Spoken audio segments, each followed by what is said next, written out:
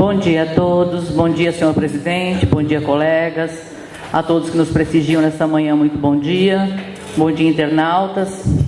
Eu vou tentar ser um pouco mais amena, né? Fazer a diferença do discurso, porque o discurso hoje está meio inflamado, então eu vou tentar deixar um pouquinho mais tranquilo, né?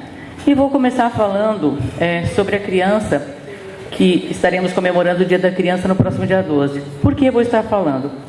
Ontem eu me peguei refletindo sobre esse assunto pelo seguinte, rapidamente eu vou dizer. Eu estava aguardando na sala de espera do laboratório para fazer um exame que eu fui fazer, um exame médico, e peguei uma revista assim aleatoriamente, porque eu tinha esquecido meu livro. Normalmente eu carrego o livro, palavra cruzada, tudo comigo, porque eu não aguento esperar se eu não tiver fazer alguma coisa. E eu esqueci o meu livro e eu peguei essa revista. E lá tinha um artigo extremamente interessante, escrito por não me pergunte o nome da revista, não, porque foi bem aleatório mesmo. E um médico que dizia assim, que ele estava atendendo, um médico pediatra, ele estava atendendo um pré-adolescente que estava apresentando inúmeros problemas, e esse pré-adolescente estava em vias de descambar mesmo para o lado pior, aí, moralmente falando da vida, né? E foi procurado pelo pai desse pré-adolescente, uma criança praticamente, que se mostrava bastante desesperado. E aí ele perguntou para esse pai, o que esse pai fez por essa criança nesse tempo todo? E o pai prontamente respondeu que não deixou faltar nada materialmente falando. E aí o médico, então, disse para ele, não, mas materialmente falando é difícil. Nem podemos nos ligar à parte material e nem podemos descambar para a suprema suavidade, para sermos assim extremamente magnânimos e não criticarmos nada do que os nossos filhos fazem, porque qualquer pessoa que faz uma má ação e não é repreendida por aquilo que ela fez, ela se sente no mínimo chocada, porque ela espera uma repreensão quando ela tem certeza de que ela errou. E também aquele que só tem os bens materiais, ele jamais vai conseguir preencher o que o espírito clama, o que o coração pede.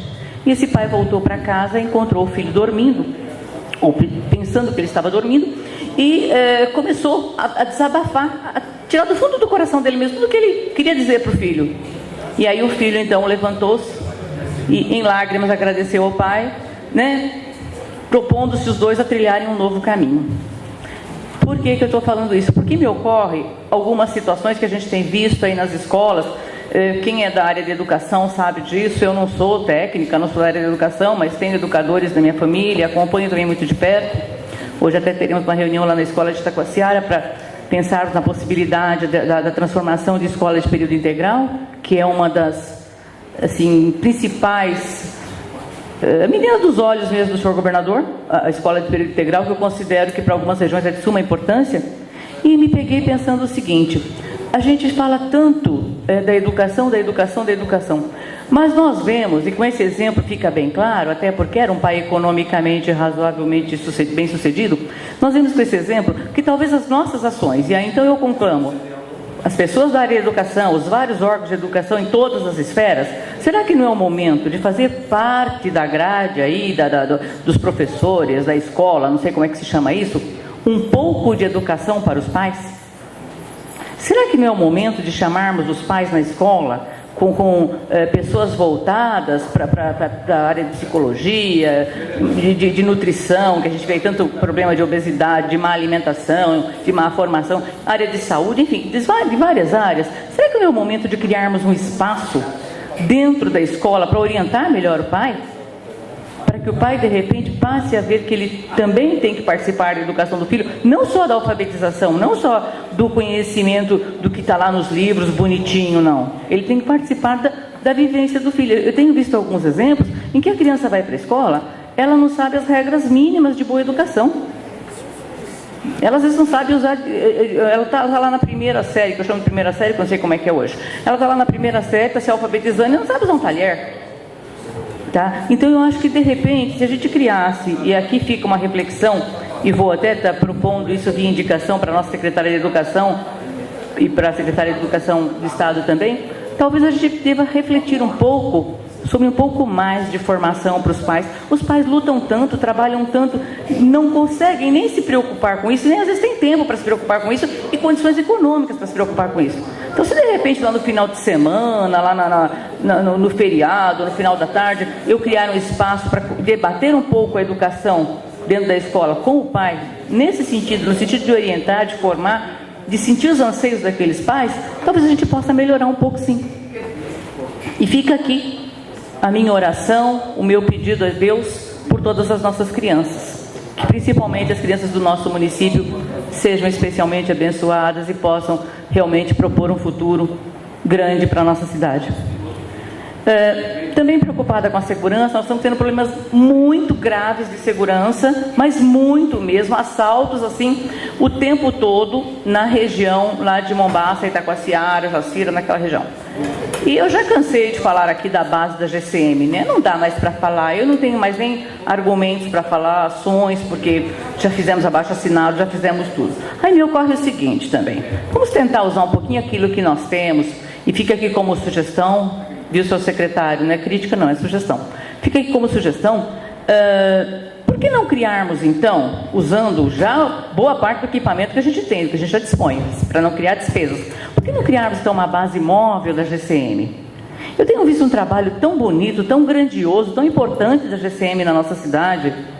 O pessoal da GCM é um pessoal tão valoroso, eles são batalhadores mesmo, tem uma admiração muito grande pela GCM. Então por que não se criar uma base móvel da GCM, que vai estar dando suporte, não só lá na nossa região, que está totalmente desprotegida, como em outras regiões que precisam também de suporte. Então fica aqui a ideia, senhor secretário, de repente pode ser posta em prática.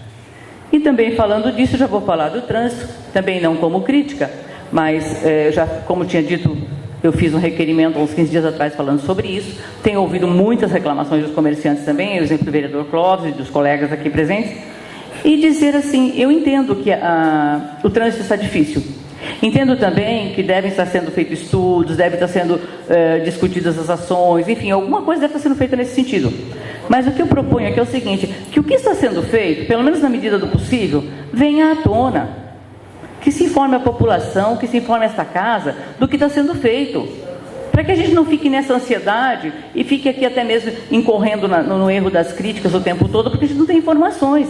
Então, a população, principalmente, esses comerciantes, por que não enviar para esses comerciantes aí um panfletozinho, uma correspondência, alguma coisa, dizendo das propostas de estudo que existem para melhorar a situação? Eu creio que isso vai, no mínimo, deixar o comerciante mais tranquilo, para ele trabalhar mais seguro, porque a gente sabe, quem é comerciante sabe disso, né? Trabalha sempre com o cinto muito apertado, sempre com uma insegurança muito grande do dia de amanhã.